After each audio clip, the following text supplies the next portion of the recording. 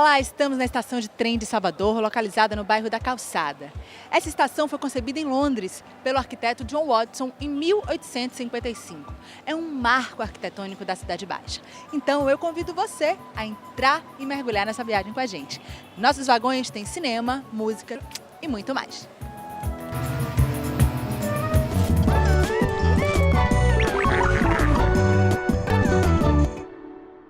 Respeitar, apoiar e celebrar a mulher, suas lutas e conquistas é um hábito para todo ano. Mas vale a pena reforçar no programa do mês de março, não é? Ao longo do Soterópolis vamos acompanhar alguns posicionamentos femininos. A luta feminina indígena é a luta pela terra, pela demarcação das terras indígenas.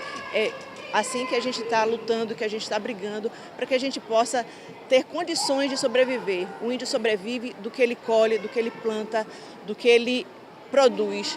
A mulher continua com a palavra. Clara Verbuck, Lady Sibila e Flávia Azevedo refletem sobre feminismo, literatura e produção independente na internet. Eu fui assistir uma mesa comandada por elas em um festival literário Letras de Mulher.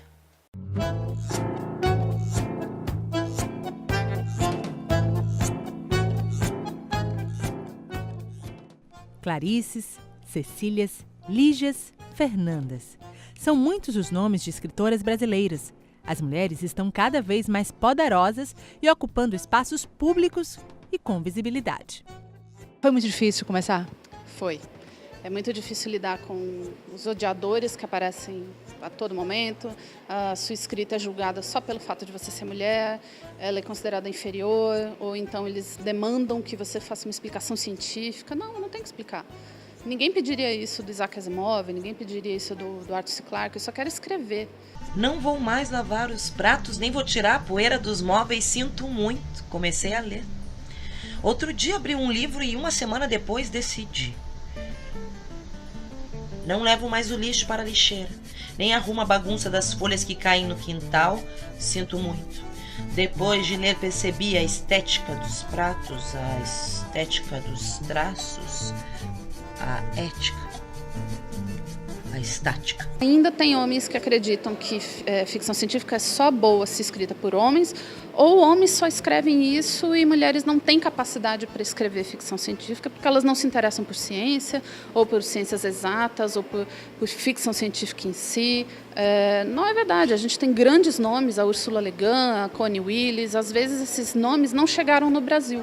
As editoras simplesmente não trouxeram só os grandes clássicos, né, escritos pelos homens, e isso gerou um mercado que diz, se só tem homem publicando, então é porque a mulher não publica. Nos últimos anos tem crescido o número de leitores e aumentado o volume de produção independente, especialmente nos formatos digitais.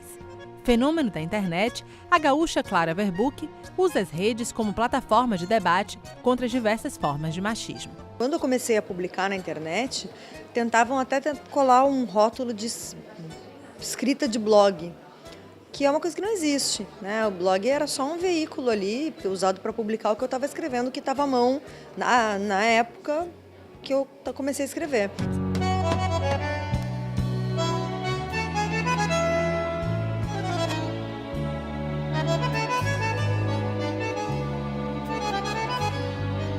Você tem escolhido a escrita, especialmente uma forma simples de escrever para atingir as mulheres que estão na base, assim, aproveitando um gancho da sua fala. Na verdade, eu tive uma experiência de 4 anos como secretária de desenvolvimento social de uma cidade muito pequena no interior da Bahia, em Muritiba. E eu comecei a perceber que as mulheres com as quais eu convivia, elas viviam imersas em esquemas abusivos, né, e sem ter consciência daquilo. E quando eu comecei a escrever, eu pactuei meio que comigo mesma de que eu queria escrever coisas que todas as mulheres pudessem entender. Inclusive aquelas que nunca leram um livro inteiro, inclusive aquelas que nunca ouviram falar em feminismo, inclusive aquelas que nunca tiveram acesso a nenhuma teoria feminista. Exílio, Ana Mariano. Se sorrio, sob suas unhas entram meus dentes, apartando unha e carne que fomos. Exilada sob outro corpo, de ti me aparto. A gente pouco a pouco está está vencendo, está ganhando novos espaços, ganhando novas vozes, publicando e-book, livro, fanzine. Aos poucos a gente está conseguindo quebrar essa resistência e gerando um leitor que antes não se interessaria por um livro escrito por uma mulher e hoje ele já dá uma chance. Eu tenho uma oficina que é só para mulheres, porque justamente eu descobri que as mulheres enviam menos originais para as editoras do que os homens. Então o problema é anterior à editora. Não é só a editora que não publica as mulheres não chegam nem a enviar, né? Porque a gente não é incentivada a falar.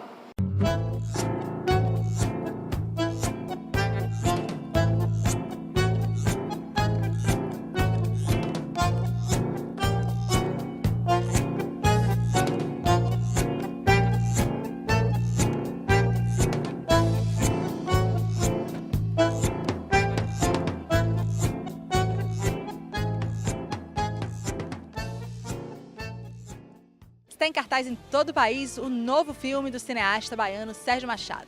A Luta do Século conta a história de Reginaldo Holyfield e Luciano Todo Duro, dois ícones do boxe. Eu vou lhe bagaçar, eu vou lhe café todinho. Agora, a última luta da nossa vida, eu vou lhe bagaçar, Todo Duro. Eu vou acabar com você. A rivalidade desses dois lutadores coloca em pé de guerra Bahia e Pernambuco nos anos 90. Eles se enfrentaram por 6 vezes com 3 vitórias de cada lado. Hoje, com mais de 50 anos, esses inimigos no ringue decidem se enfrentar pela última vez. Eu não me dou bem com ele, nem ele está bem comigo. Se botar perto de mim, eu vou atolar dele. Esse caixão aqui, assenta com ele, esse caixão, o tamanho dele, olha. Eu tô esperando ele pode ficar sabendo que eu vou matar ele quando eu pegar ele. E esse filme que surgiu de uma maneira curiosa, na verdade, a minha primeira ideia era fazer um filme de ficção. A ideia surgiu mais ou menos há uns 5 anos, quando eu encontrei com Lázaro Ramos e Wagner Moura, faziam 10 anos do Cidade Baixa. A gente falou, vamos fazer uma coisa juntos. E a gente foi pensando, tendo ideia. E aí o Lázaro, em determinado momento, falou que queria fazer o Holyfield no cinema. E o Wagner falou, então eu vou fazer o Todo Duro. Aí eu comecei a fazer uma pesquisa, pensando na possibilidade de fazer um longa de ficção. E fui achando a história interessante, e de repente pensei, eu vou fazer uma pesquisa e vou tentar fazer um pequeno documentário. E falei isso para o Lázaro. Aí o Lázaro falou, não, eu vou te ajudar. Ele produziu o documentário, mas o meu medo é que você vai acabar se empolgando com esse documentário e vai esquecer do nosso filme de ficção. E foi um pouco o que aconteceu, né? A história dos dois é fascinante, os dois personagens são incríveis. Era para ser um documentário pequeno, acabou virando um documentário que viajou, que foi premiado, ganhou festivais. A gente lutamos 3 vezes, eu ganhei uma aqui em Recife, lutamos 2 assaltos, ganhei por ponto. E 2 eu abri na Bahia, porque o povo baiano é um pouco assim, covarde, né? Metendo garrafa, mata. E, né? Tu tá na minha terra aqui. Fala, pai. Eu digo a você. Deixa eu só dizer aqui o local, peraí. A gente conta no começo a história dos dois, assim, com a história dos dois no ringue e os dramas de cada um. Holyfield, né, foi vítima de um incêndio, salvando um sobrinho. Todo Duro foi preso, quase morreu espancado pela polícia. Eles têm histórias de vida muito, muito duras e muito difíceis. A gente mostra essa história deles. Depois tem uma parte que fala do cotidiano. E o filme, na verdade, era para ser um filme que mostrava como esses dois ídolos do esporte saíram da miséria, são negros, nordestinos, pobres, analfabetos. Eles saíram da miséria, galgaram a glória e algo como se fosse um imã puxou eles de volta para o lugar de onde eles saíram. Então a base do documentário era mostrar o cotidiano deles hoje, mostrar como o Brasil é capaz de esquecer seus grandes ídolos.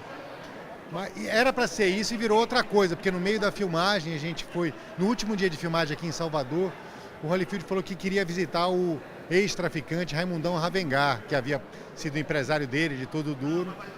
E aí no meio da filmagem, com a gente filmando, a Ravengar falou, mas pô, vocês estão com tanta dificuldade, por que vocês não voltam a lutar? O Holyfield falou que não podia, porque era evangélico, tinha prometido não lutar. E aí ele pegou o meu telefone e discou para o Todo Duro. Aí no momento que o Holyfield ouviu a voz de Todo Duro, aí voltou tudo e eles começaram, a gente já tinha meio acabado os recursos para fazer o documentário, foi improvisando. E o documentário, que era sobre 2 lutadores que pararam, acabou virando um documentário sobre 2 lutadores voltando a lutar.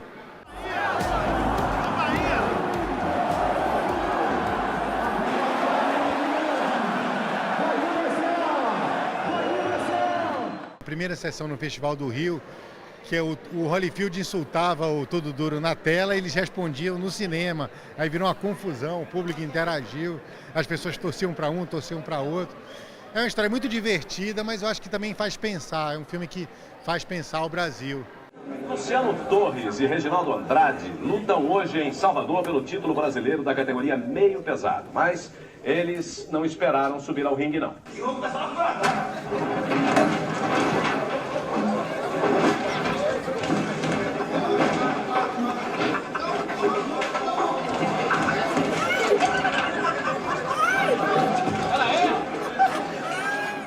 Cinema lotado, muitas fotos, muitos assédios e um público que também se divide aí querendo e pedindo por essa luta. Gente que diz o campeão é Holyfield, gente que diz é Todo Duro.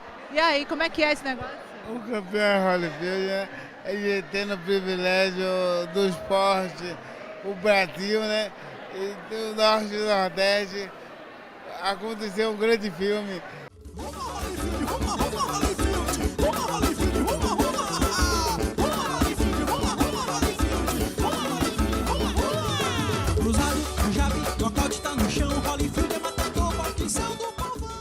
Bom, agora, brincadeiras à parte, Todo Duro. Como é que foi a experiência de se ver nas telas, de ver sua história contada de várias perspectivas? Não, eu fiquei contente, era um sonho que eu tinha de fazer um filme assim, e chegou o momento que a gente fez o filme, né? E esse longa-metragem, eu já tinha feito um estraçalhar, um documentário, e esse agora tá bombando, e vai bombar o Brasil todo.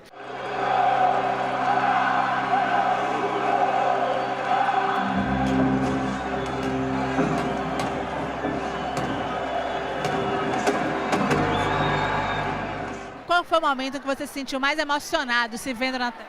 Agora, você me entrevistando e vendo essa galera, essa agonia vai querer ver o filme.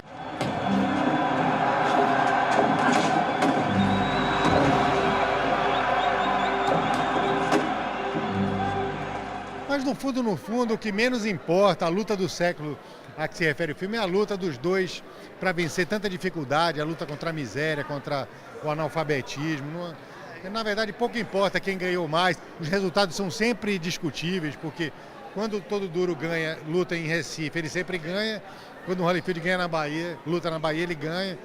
Então há uma certa parcialidade do juiz. Então acho que pouco importa o resultado, o que importa é a gente conhecer esses dois personagens que são absolutamente fascinantes, surreais, assim.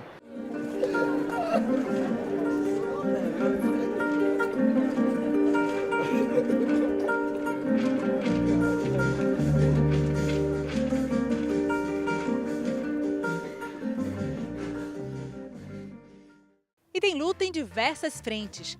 Vamos agora ouvir mais uma opinião feminina. Hoje a gente vive num processo de violência absoluto e a mulher está no topo desse processo, tanto quando ela é vítima, quanto ela tem seus filhos vitimados, principalmente as mulheres negras, né? Que tanto são as maiores vítimas da violência, como também são elas que perdem seus filhos vítimas da violência. A gente vai para um breve intervalo, só o tempo de você esticar as perninhas, beber uma água. A gente vai, mas a gente volta. Até já!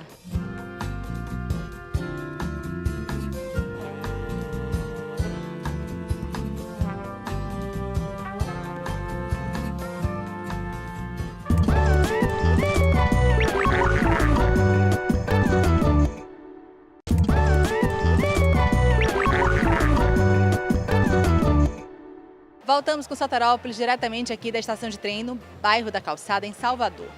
E agora vamos ouvir mais uma reflexão feminina. Acredito que as conquistas que nós fizemos enquanto mulheres negras, do movimento de mulheres negras, foi denunciar o racismo e ocupar espaços, né? A gente vem ocupando o espaço da comunidade através da poesia e da arte, da música, do rap. A gente vem ocupando espaços políticos, levando a nossa pauta como uma pauta que precisa ser discutida e precisa ser desenvolvida uma política pública para a nossa população, para a população negra brasileira. Então, acho que isso são conquistas. A gaúcha Manuela Eichmann tem a colagem e a fotomontagem como marca. Na nova exposição, a artista apresenta uma série de colagens com recortes do corpo feminino costurados a fragmentos de plantas. e continua a pensar sobre a questão de gênero.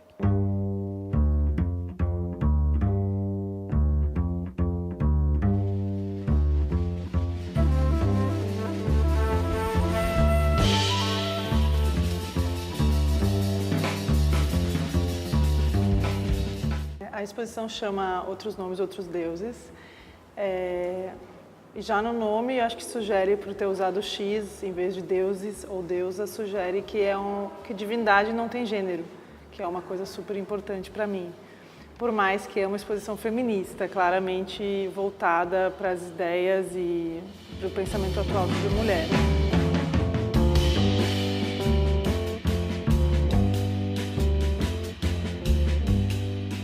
O trabalho que eu fiz, ele é completamente novo para mim. Eu fiz ele para cá e justamente eu usei imagens de revistas, a maioria é revista pornográfica, revista onde a mulher é tida como um objeto de desejo. Então eu retransformei, reconfigurei essas mulheres, essas partes de corpos de mulheres. Posso falar de onde eu vivo, então assim, a gente sabe que o Brasil é um país machista e isso é fato, e as revistas, a mídia ainda não transformou muito o papel da mulher. Eu acho que a mulher, na sociedade, a mulher já se transformou mais do que talvez a mídia está dando conta. Bem que eu queria fazer Minervina. A curadoria da gente está relacionada com arte gráfica. Então a gente sempre parte de artistas ou de projetos que tenham uma relação com alguma linguagem das artes gráficas. No caso da Manuela é a colagem, mas a Manuela tem um histórico como ilustradora gigantesco, de fazer sempre ilustração para revistas femininas, essas revistas de mulher que ela estava falando antes. Além do trabalho com colagem, ela tem um trabalho com performance, um trabalho com instalação, que é muito interessante fazer as pessoas visualizarem também como que pode ser essa expansão da arte gráfica, como que pode ser uma ocupação de espaço, efetivamente, né? Minervina, tu te lembra daquela tarde? Eu utilizo a colagem.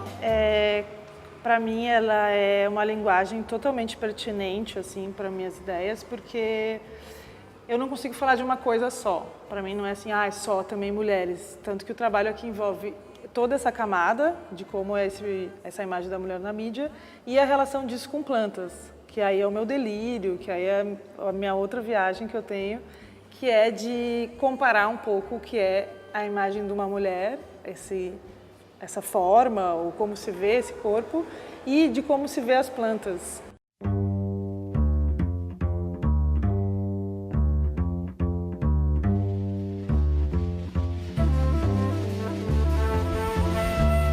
Salvador é uma cidade que eu tenho uma relação. Eu já vim algumas vezes para cá, tenho vários interesses artísticos e culturais aqui. E é uma cidade que eu amo. Eu vim antes para cá, meio fazer uma vivência porque, por exemplo, eu trabalho muito com cor. Então, assim, aqui é uma cidade que se trabalha muito bem a cor. Para mim, é a cidade que mais se trabalha bem cor no Brasil. E aí, observando coisas na rua, eu observei os vendedores ambulantes de cerveja, bebidas. E aquilo me fascinou muito, o jeito que eles usam as fitas adesivas e embalam e fazem um desenho, um design na caixa de isopor. E é uma coisa bem, para mim, eu não vi em nenhum outro lugar do Brasil isso. E eu achei super bonito.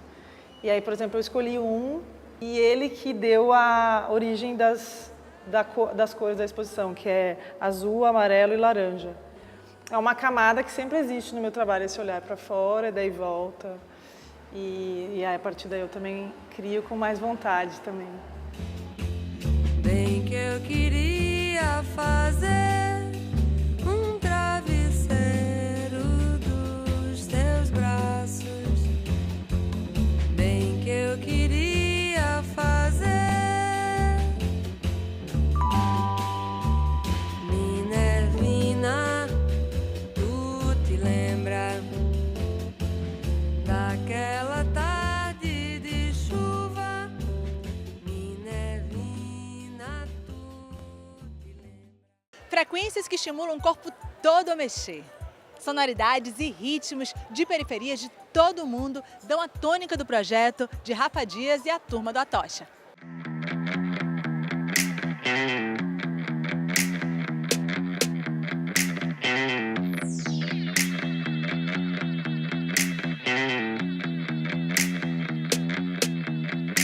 Tocha nasceu tem 3 anos, né?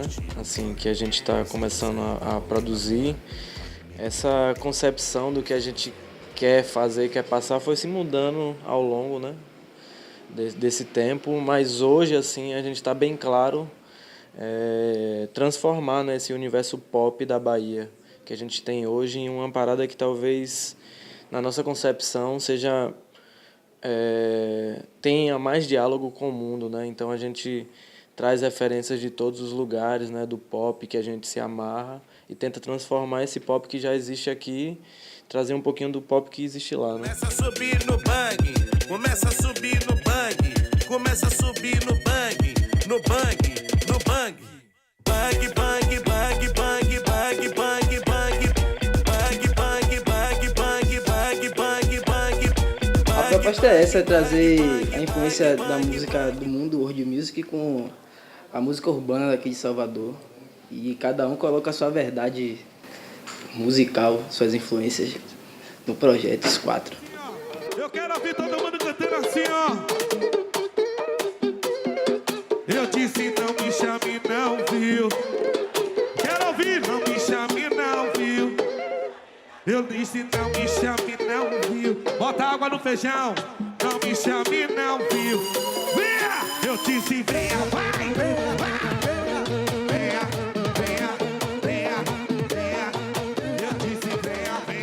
Falar do pagode, do arrocha pra gente é uma coisa muito natural e que talvez até nos envaideça, né?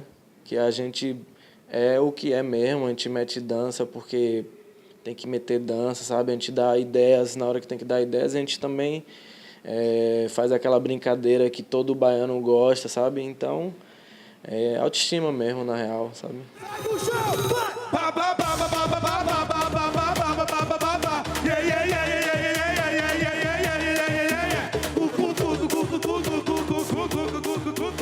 Mas é muito espontâneo, né? As coisas surgem assim, tipo, de cada um mesmo. Volta e meia que a gente meio que, tipo, vamos fazer com a referência a certo som ou a certo gênero, né? Mas vai muito assim, Chibatinha é muito criativo, né? E aí ele faz toda hora ele faz uma viola nova por cima de viola nova, e aí a gente sempre meio que pega assim esse link dele. Também às vezes Rafa produz alguma base, já orienta a Chiba a fazer alguma coisa. E o CD que a gente lançou o anterior foi todo com canções que eu já estava tipo meio que já na cabeça, né? Então é meio aleatório, né? Tá de shortinho, bem coladinho, tá bem safado, descaradinho. Mas elas gostam de causar com seu shortinho. Muitos acham até vulgar o seu perfil.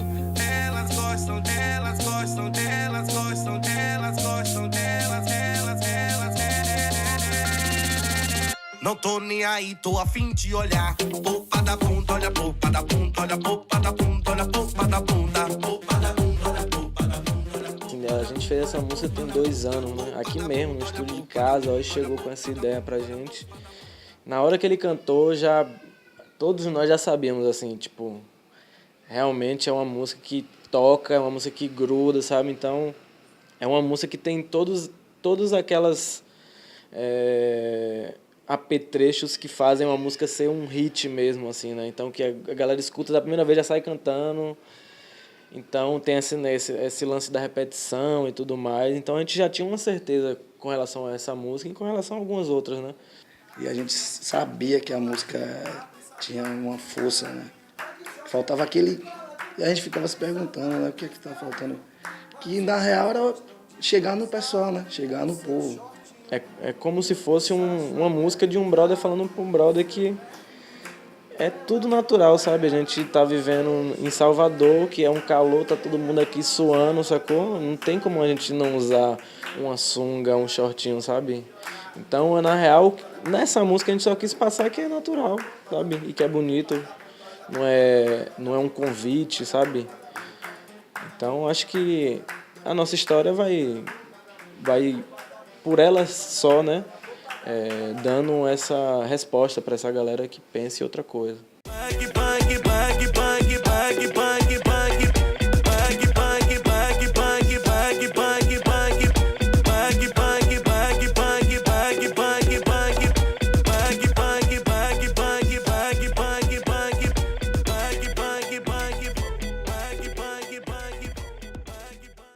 Gostou do programa de hoje? Então participe!